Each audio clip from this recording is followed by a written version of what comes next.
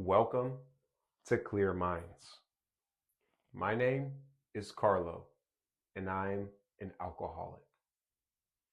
For years, I thought I knew the big book of Alcoholics Anonymous, but hidden in the open pages in a section from the 1930s called The Doctor's Opinion is a breakdown of different alcoholic types that are stunningly accurate today.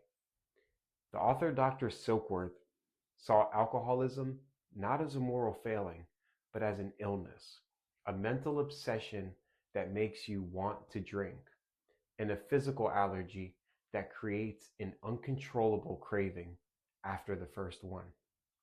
He saw several distinct profiles, and recognizing them can be the first step to getting a handle on this baffling condition.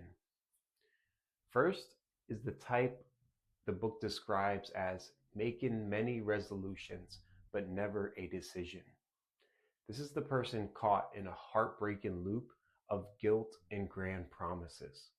After a bender, they are crushed by remorse and swear they are done for good.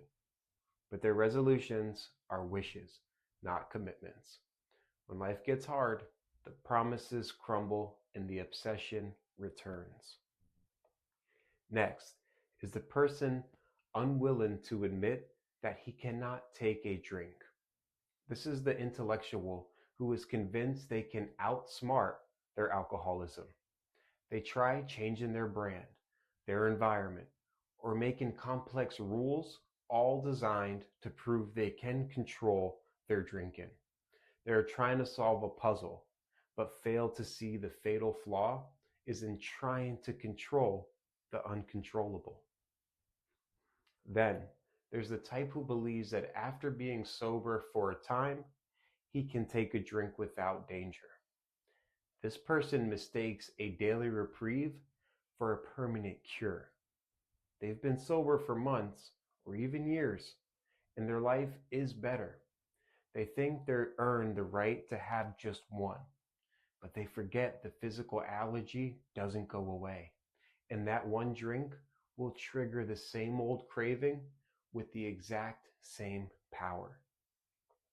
Dr. Silkworth also wrote about the manic depressive type, who is called the least understood. Today, we'd call this a dual diagnosis or co-occurring disorder.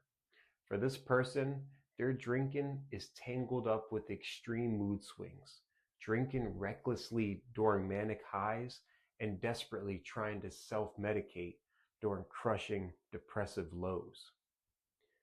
Finally, there's the type who is entirely normal in every respect except in the effect alcohol has upon them. They're often able, intelligent, friendly people. On the surface, nothing is wrong, but when they take a drink, a switch flips, and an overwhelming physical compulsion takes over that normal drinkers can't understand.